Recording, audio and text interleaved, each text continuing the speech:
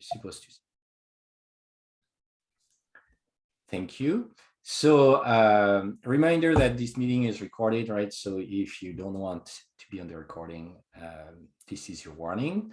We'll start the meeting with a roll call. And so please, I'll call people in the order I see them on my screen to have a quick one-liner introduction of who you are, why you're interested in this meeting, or if there's something you wanted to discuss today. And and then we'll get going with the agenda. So on my screen, I have first Sherry. Okay, do we have things we want to say? I live in Boston, Massachusetts, in the US, so I'm in East Coast time. I'm a product manager at Calibra, which is a data governance company. And just for full disclosure, I'm a product manager for Lineage, which is not open, but we want to, make sure that we're helping conform to standards or make standards and all that kind of stuff. So. Nice, welcome. Hi, so next on my screen is myself. So I'm Julian, I'm the lead for the OpenLineage project and chief architect at Astronomer. Next on my screen is Maciej. Hello, I'm Maciej. I work at Getting Data in Warsaw, Poland. And I'm OpenLineage committer.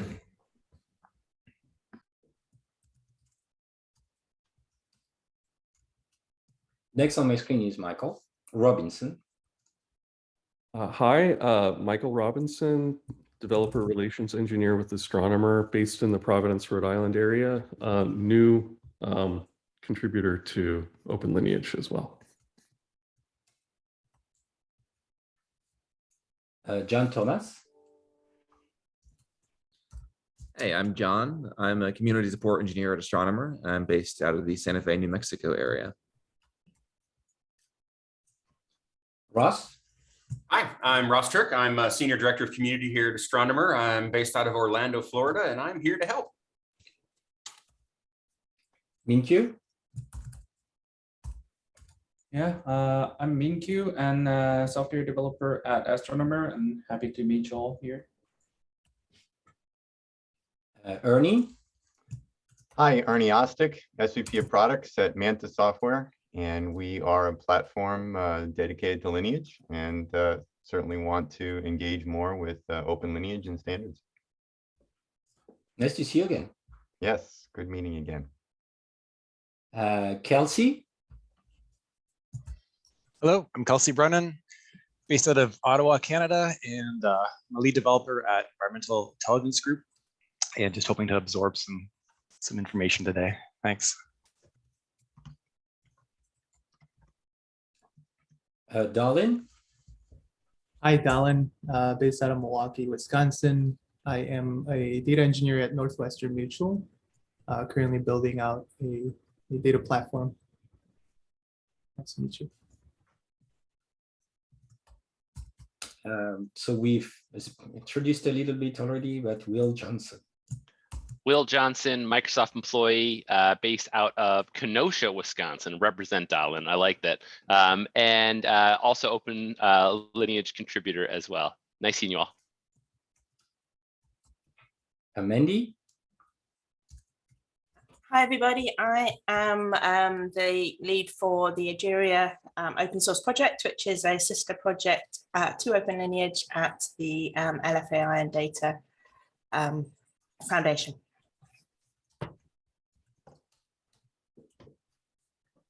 Jorge. Hello, everyone. I am Jorge. I am data engineer. I am from Chile. Welcome. Jakub. Hello, everyone. I'm software architect at Manta, based in Prague, and I'm here to learn more about OpenLineage, sorry.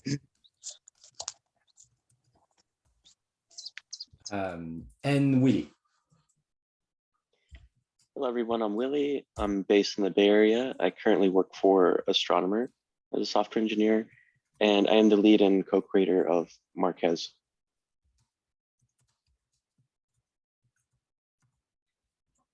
Well, welcome everyone.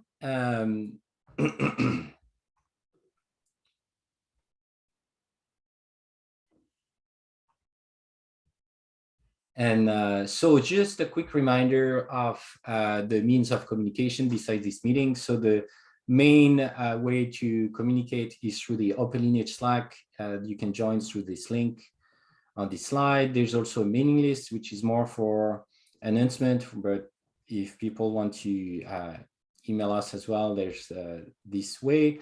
The Confluence page is used to post the notes of this meeting and recording of this meeting. So if you want to see what happened in previous meeting, you can go there. And there's also Twitter and LinkedIn account, and where you can get information of what's happening. Okay, so for today, we'll have first a presentation on the recent release, what went into it, that Michael is going to talk about. And then Maciej is going to talk about transports in OpenLineage clients and the Airflow integration, as well as a new parser that he's working on there. Dalin will talk about the progress of the Dagster integration, and we have an open discussion item at the end for anything that people would want to bring up. And by the way, is there anything like in particular people wanted to be discussed today? Nope. Okay, so feel free also, if something comes to your mind by the end of the meeting, we can talk about it in the open discussion phase of it. So on that, Michael, I'll leave it to you.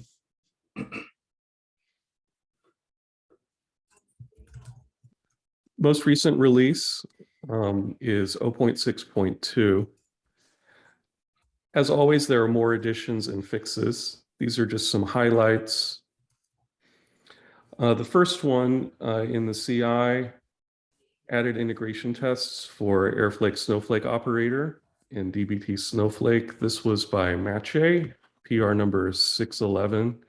This was a workaround necessitated by the fact that we have only one schema in the Snowflake database, which creates conflicts with different Airflow versions. So you can contrast the situation to the BigQuery integration where different schemas are in use. And so this was a workaround that Maciej described jokingly as a test hack in his description. Moving on to the introduction of dataset version facet and spec by Pavel. The problem was that spec did not support dataset versioning, which is needed for providers such as Delta and Iceberg. This change introduced a dataset version facet in spec to solve that problem. It was PR number 580. Moving on, in the Airflow integration, we added an external query ID facet. That's from Maciej, and that was, I believe, PR number 546. The issue was that jobs that ran on external systems, such as BigQuery or Snowflake, were identified by their query IDs. And this change added a facet that exposes that collected query ID so that an OpenLineage job run could be associated with that external job. And then there were a couple fixes to highlight. First here by Benji, it's a complete fix of the Snowflake Extractor get hook bug. This was number 589 and refers to 507, an incorrect fix that was made to the Snowflake Extractor to allow for the operator's new get DB hook method. And this change checked for the existence of the method in the underlying operator, and now get hook calls the correct version of the underlying method, enabling it. And then finally, Ross in PR 605 updated the artwork with the latest versions from recent presentations and other sources. So thanks to all contributors for their work on this most recent release, and you can expect another release in the near future. We'll move on to our and eagerly anticipated presentations, starting with Maciej. And I just want to note, I had hoped to use slide control, but in experimenting before the meeting, learned that it's really not working at all in Zoom. So if you don't mind, just let me know when you need me to advance the slide, and we'll work it that way today. Definitely. We can stop for a moment at this slide, because I wanted to expand on, the previous one. Sorry about that. Expand on what Pavel, my colleague, did with dataset versioning. So there are systems like Apache Iceberg, not that way. Or is it mine screen? Let me see if I can give it to you. I mean, I'm wondering if it's like slowly refreshing. I was, it's something is, I think, broken. Sorry.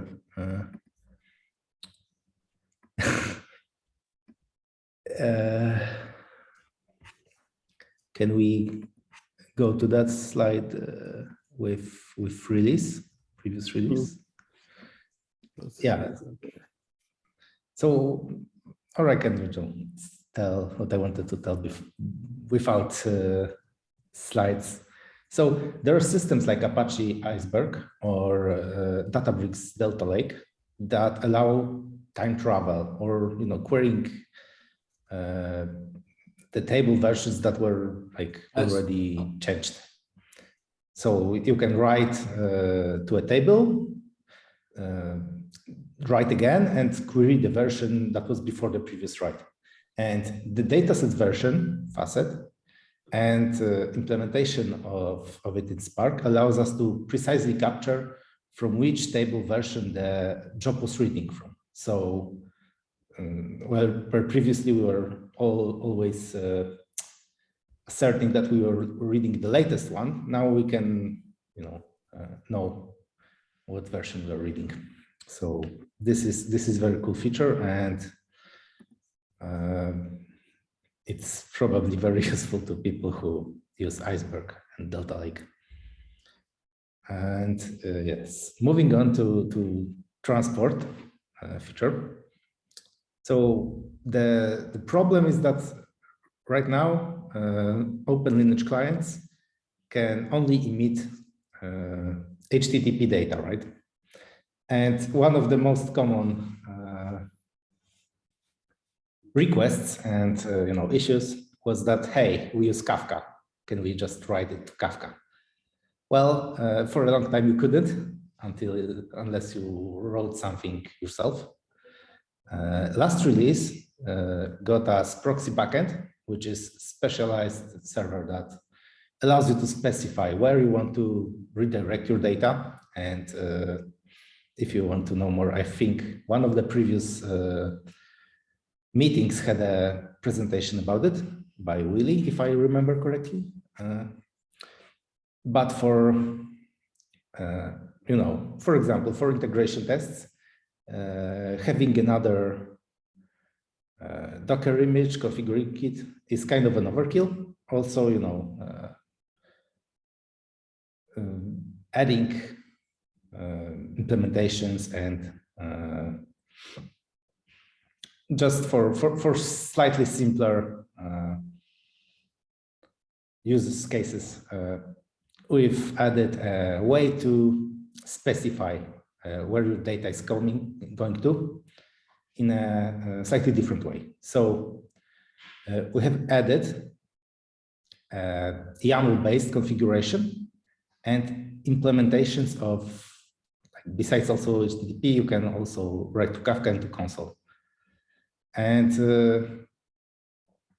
we aim for those transports to be language independent. So the same configuration, the same way of working should be, it should work the same way in Python and in Java. And it shouldn't, if you want to do something more rather than just, hey, write to one single topic, you can also, of course, use proxy backend as in the latest release. And this feature is very close to being finished for now. Python's implementation is already merged. And we are like doing last changes on Java and polishing it. And everything should be released in the next release 0.7. Hopefully it will be those. So yes. So for Airflow integration, for the last few months, the next coming stuff was this new listener based on task instance listener API that was contributed to the Airflow project. And yes, so the answer is the same as in the previous meetings. It's still not ready because Airflow 2.3 isn't merged.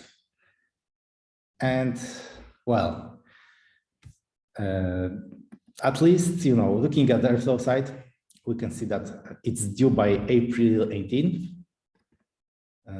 And we can pretty much release it the same moment that Airflow releases. But it's also only 78% complete going by a GitHub milestone. So maybe it won't be that fast. We'll have to see. But that doesn't mind that Airflow integration has nothing new coming in the next OpenLineage release. And yes, next slide. Very good. So one of the things I've been working on, starting kind of as a side project, was taking another look at our Sql Parser. So our Sql Parser is used in some integrations like Snowflake, Postgres. Great expectations, I think, in some cases, not everything. There is just no direct API that explains a query plan that gives us inputs and outputs for some particular SQL query. So we have to get this information ourselves. And we already had a SQL parser written in Python using SQL Parser library. But I wasn't satisfied with this implementation, how it works, and range of capabilities.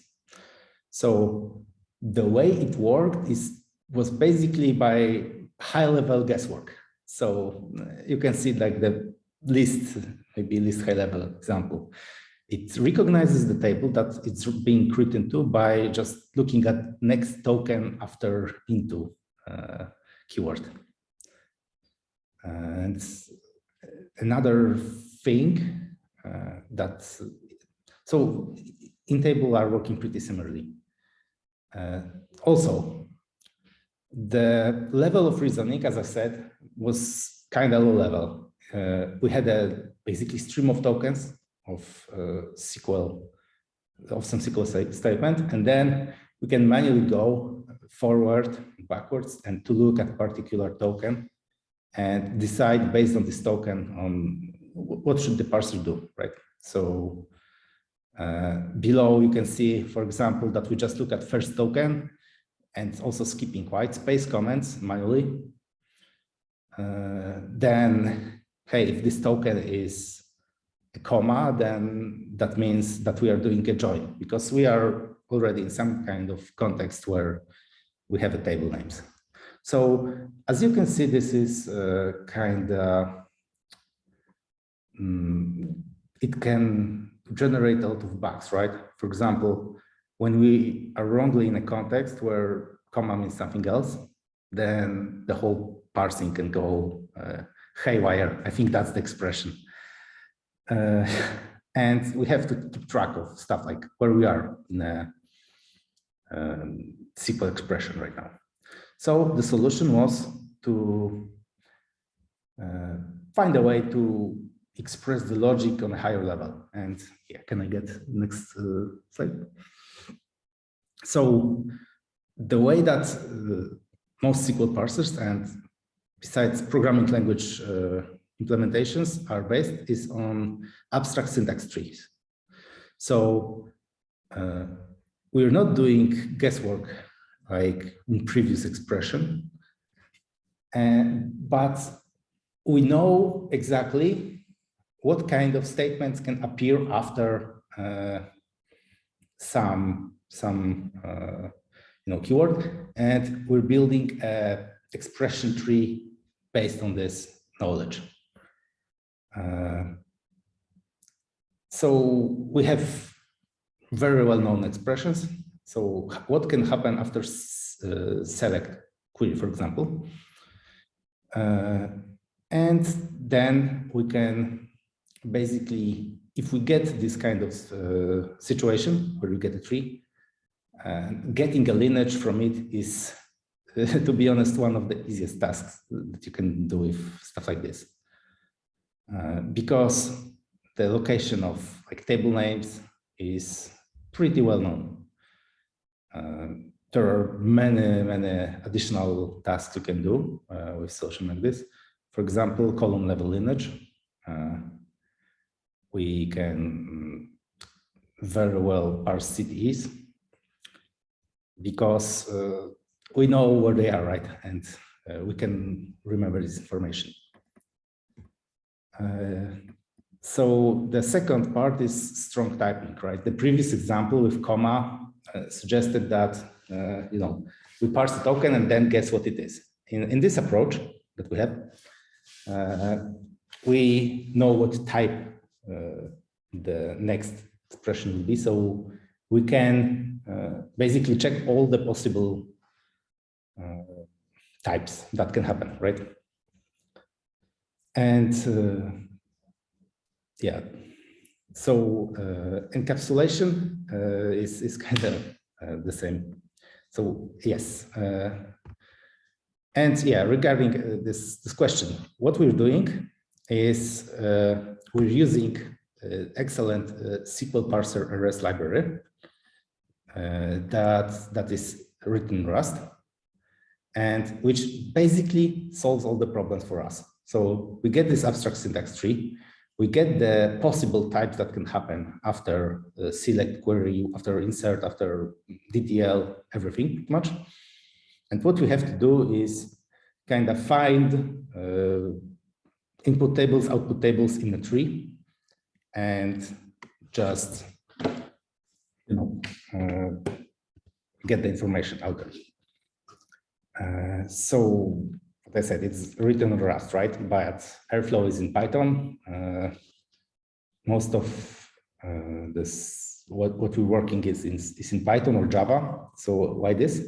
Well, we can build a native library and include it in our implementation, right? So also we've done tests. We're kind of integrated the building of this in our CI process, and we will release this library together with rest of the OpenLineage libraries, so that people using most popular systems and operating systems and architectures like x86 will just have to install additional library, just as you would install any Python library, right? And this doesn't mean you have to compile it or do any additional work unless you're working with pretty obscure system, like, I don't know, mainframes or I don't know, RISC-V. I'm not really sure if anyone runs Airflow on anything else than x86 or ARM, right? So we're not writing that kind of systems where supporting everything that exists by meaning, processor architectures means. So we can utilize Rust and what it gives us. And the advantage is that the library SQL Parser Rust that we're basing our solution on is very high quality and covers a lot of. Let me paste the link to the library.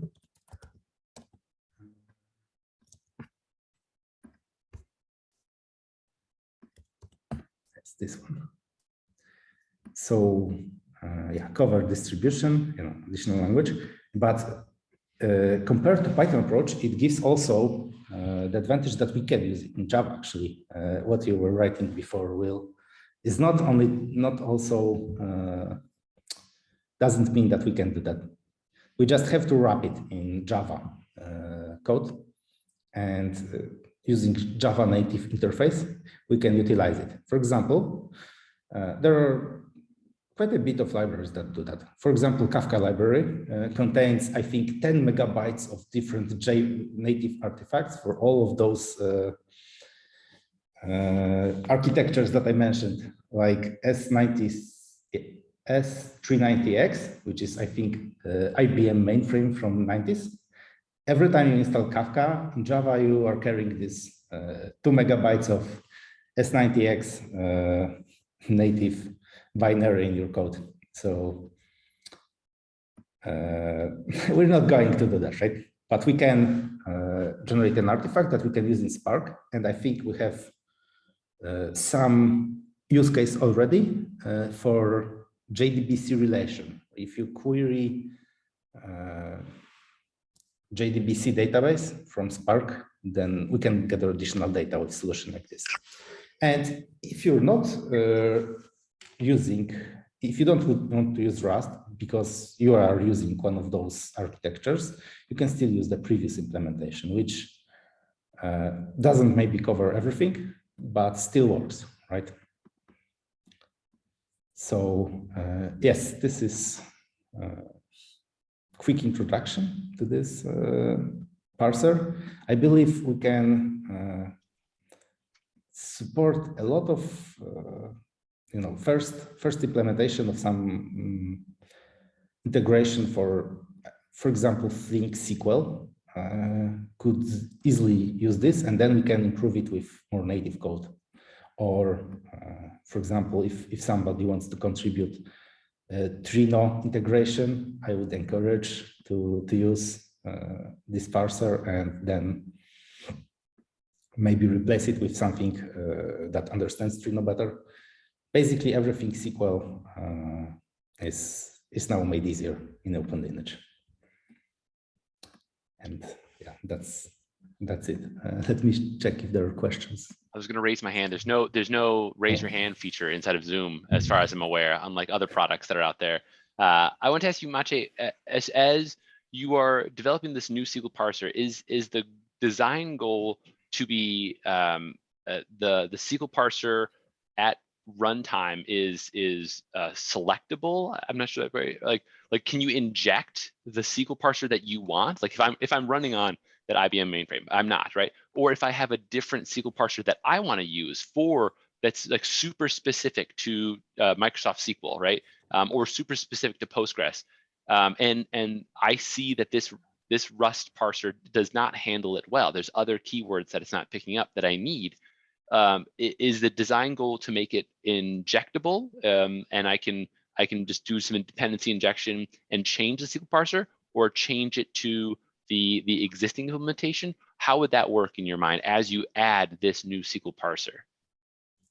So one of the things that we have unified API for current Python implementation and for the new parser makes doing this swap it out, pretty yeah. easy. Okay. It's not implemented right now. We have we check if there is a new parser on your computer, and if there is, and we can import it, then we use this. If not, then we use Python implementation.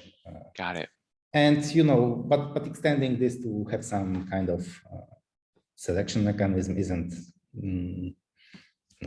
probably very hard. We already do quite a bit of similar code where we, for example, the transport mechanism that I was talking before is kind of similar, right? You have to select, you have interface that you can implement for anything you want, and then just choose somehow, right? Using config, using environment variable. If you want to contribute this, sure. Okay. I just you mentioned one other thing, dialects, right? Yeah. So we have as part of it, we added basic support for dialects. And I think the most important change is how you quote strings and tables. For example, BigQuery uses those backticks. And this didn't work, so we had to create another one. But basically, yes, the goal is to work with different dialects, different implementations. One thing I would like to mention is that in Lineage, for example, it doesn't matter for us to be 100% correct about things like, does this work in some kind of dialect, right? Because if we can parse it and the system already executed it correctly, then we have like external validation for this SQL, right? So I think the most important thing is to accept the broadest superset of SQL and let the systems do the work for us, right? Let BigQuery choose what is parsable by BigQuery and Snowflake for Snowflake. And from our side, we should understand everything, right?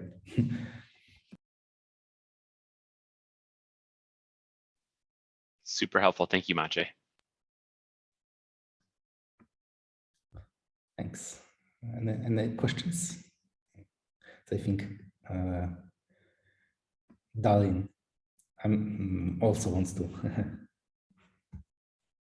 talk a bit. Yeah, I'll try to be quick. So in February meeting, I did demo the OpenLineage Dagster integration using the Dagster sensor approach. So I don't have any demo prepared today, but that was merged and I think was included as part of the 0.60 release. And Michael reached out and just asked me to do a retrospective. So this is more just of lessons learned and yeah. So my initial, I guess our team's initial proposal was, and this was with limited knowledge of Dagster. We were trying to see how we wanted to integrate Dagster and OpenLineage, and we saw potentially a custom executor that we could implement as a thin wrapper over existing executors. And when we made that proposal, we got some great feedbacks from OpenLineage as well as Dagster community. And the challenges and the limitations of that approach was that this executor, and we'll probably see this in the later architecture diagram that I stole from Dagster, but the executor is basically what executes the job and the ops within that. And if we were to handle this with executor, that was going to tightly couple the OpenLineage handling with the actual job runs, or it will be handled as part of the job. And then it also required multiple custom executors implementation to maintain the flexibility, because there's like Kubernetes executor and different types of executors out there that we want to create a thin wrapper for. And then I think this might have been the biggest limitation, but executor does not have visibility to the higher level. So only the op level events were available. So it was not ideal. So if you could go to the next slide. Based on the suggestions, the final approach that was taken was using the Dagster sensor. So it's a process that runs maintained by the Dagster daemon, and basically using that sensor, we can configure how often the sensor gets evaluated, and then we can tail the Dagster event logs. So Dagster stores its own internal metadata into their event log storage. So we can just grab the logs from there and handle it in a batch manner. So and convert those Dagster events to an OpenLineage events for the appropriate ones, and then send it to our backend. And kind of couple notes or lessons learned was that by default, Dagster uses sharded SQLite storage, but I think in a more production environment, people will be using a non-sharded. So there's less concern, but we do have to use the non-charted event log storage that should be configured for the sensor to access all the event logs from a central place. And the sensor cursor does not get updated on an exception. So there is a cursor that the sensor uses to track where the last log was fetched from the storage. And initially I was trying to throw an exception if the backend was not ready or whatnot. But when throwing an exception, then the cursor was not getting updated. And I confirmed with Dagster folks that that was intended design based on their approach to support atomic operation. So they wanted to update the cursors only after the sensor evaluation is successfully executed. And their typical use of cursors to submit a run request or job run based on some state they're tracking. So given that we're just the sensor just logs the error, but does not throw an exception, so that in the middle of the processing, if something were to fail, we still want to update the cursor to the last point we processed. So that was kind of the, I guess, behavior we learned. And then if you could go to the next slide. So right now it's at a very simple job and op, tracking level. So there are several Dagster event types, and in particular for OpenLineage integration, we are looking at these types. So there's run start and run success, etc. for the run, which is equivalent to a parent job in the OpenLineage. And the steps are the ops or the solids in their older version. They're treated as the child job under that parent job. And yep, if you could go to the next slide. It's the last one. So this is our architecture diagram from Dagster, but basically the OpenLineage sensor would be defined under one of those repository, and then it will fetch a batch of Dagster event logs from that database where all of their metadata events are stored, and we convert those appropriate events to OpenLineage and emits them to the OpenLineage backend.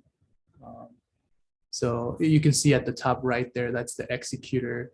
That was kind of the original proposal. And yeah, just accessing their database was giving a larger view of the overall Dagster events. So that's where we ended up. Now, this is only handling things at the job level. I think we did discuss about data sets. One of my colleagues, Dom, did open up an issue. I think the issue is still open, but we had made some proposals on how we could potentially track data sets. I think Dagster, I'm not very familiar with Airflow, but I think Dagster might be a little tricky in that they see most of the ops are kind of like the Python operator, maybe. It's a generic Python functions. So it's hard to identify, they don't have a like specific SQL, attribute that we can just, get and parse through to extract the data set. So yeah, currently, I guess internally, we've already implemented what we made a proposal for the data sets, which was to basically store the data sets as Dagster assets.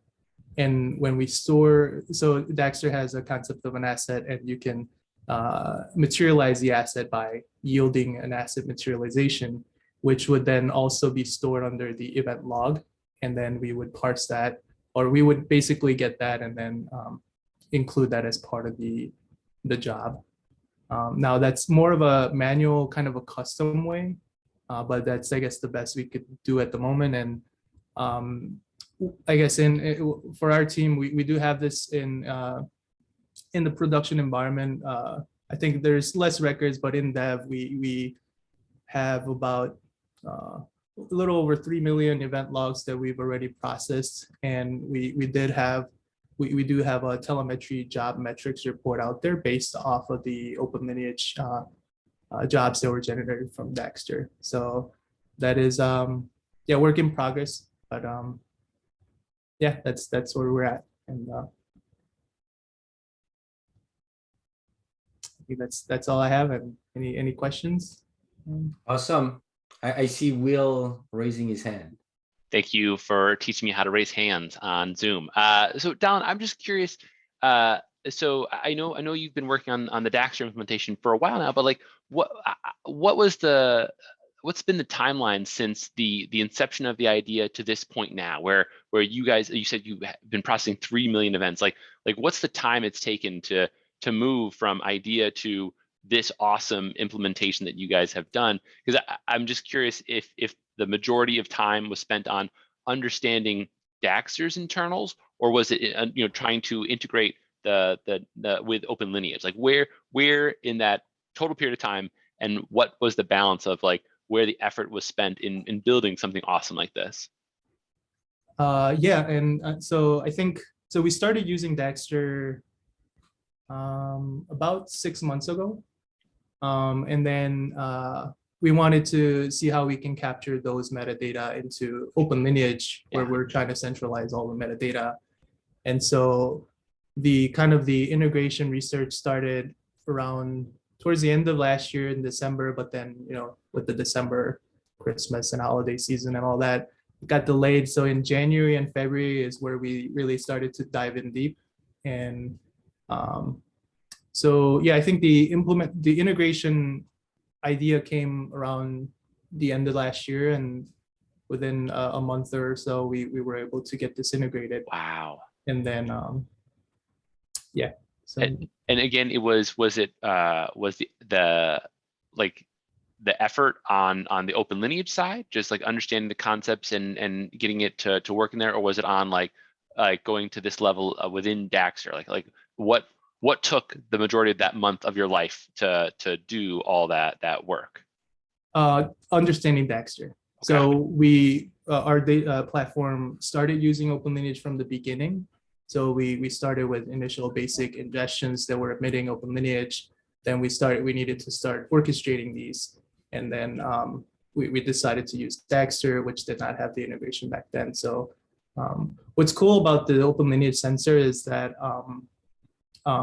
it's configurable, but it can start late. Even if you have a Dagster running already, you can just enable the OpenLineage sensor, and then it will start to fetch the logs from the beginning. So that's cool. That's very cool. That was really cool about it. So awesome, cool. Thank you for answering my question. Appreciate it.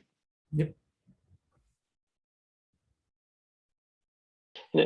I have a question. Do you know the issue, or because you mentioned there's some follow-up work that you'd like to see and you haven't gotten feedback on?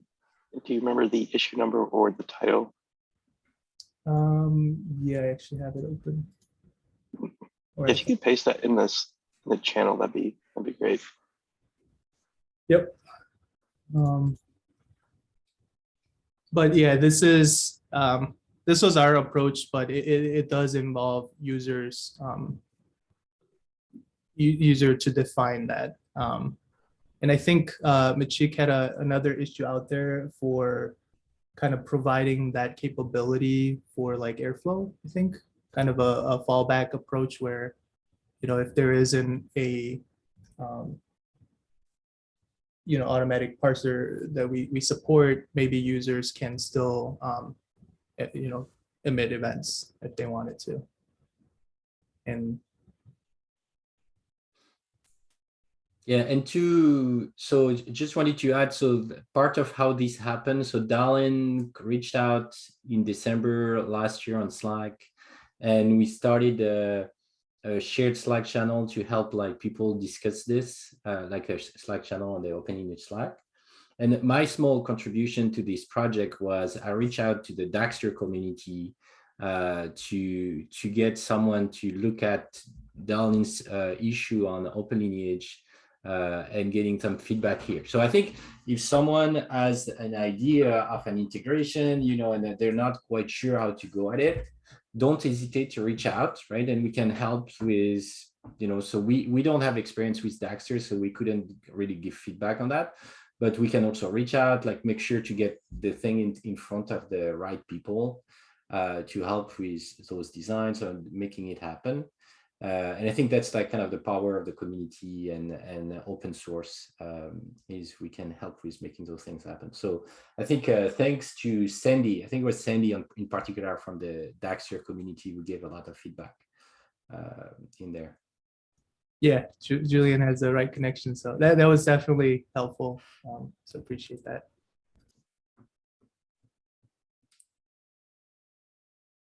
Yeah, so like don't hesitate to reach out. I think that's it's always helpful.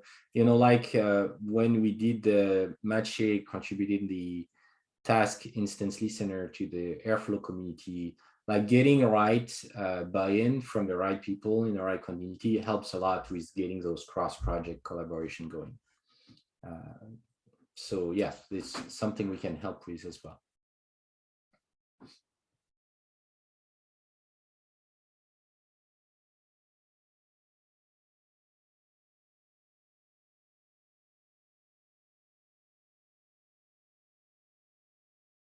Okay, so on that, this is open discussion.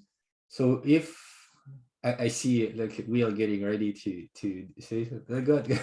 Are you sure? No, introduce open discussion, please. I'll wait my turn so until. It's anyway. So so that is the open discussion. So if there's something you wanted to ask or you wanted to bring in up as to attention, or there's an issue that you open or would you wish to open and is not getting enough attention, maybe this is the time to say something. Otherwise, we can also end 7 minutes early. And this is so Julian, this is Mandy. Dumb question. Where do I put my blog? I've actually written, but I can't remember what was it. Okay, so you can. So feel free to reach out on the OpenLineage Slack. I think if you're on it, like yes, Ross and Michael can help you. And which the blog goes on the Michael Robinson. Okay, thank you. Yeah, and yeah, so for everybody's the OpenLineage website, so the blog is part of it. It's in the website repo in the OpenLineage organization, and you can reach out to Ross and Michael Robinson if you want help to add things in there. Thank you. We probably could use a better README in that repository that shows people how to make changes. We are a little behind on that, so. Thanks for reminding me of that. Yeah. Well, that's fine. I saw that there were 2 website repositories, and oh no, a choice. Yeah, Julian, I think we can resolve that. Actually, I think one of those doesn't need to exist anymore. Let's chat about that offline. We would lose one little corner case, and we could get rid of a whole repo and prevent this confusion. Yeah, so there's like one repo which is the source, right? Like it's like a Gatsby-based source of the repo that you run and it generates the static HTML. And the other one is the output of it. That's like the mechanism for hosting GitHub pages. I see. We can use a branch for that. And I think it's probably cleaner. Okay. All right. Okay, so I will ping Ross and Michael on Slack, and hopefully we'll get that published. It's only, just for everybody else, it's only taken me 6 months to write this, so it's a little bit of a miracle. So it's going to be really great then. Yeah, oh yeah. Well, we're looking forward to it. Thank you so much for contributing to the blog. No problem. And this opportunity is open to all. We welcome blog posts from anybody. We are happy to work with you. Yeah, thank you, Mandy.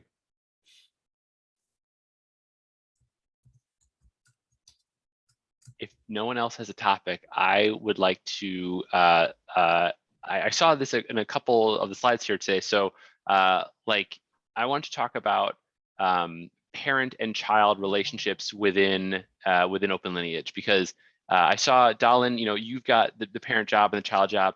One of the problems that we're having with Azure Synapse being reported for Spark is that the way that a Databricks connector is doing this is it has a parent execution inside of Spark, and then like a child execution that that aren't being connected inside of OpenLineage.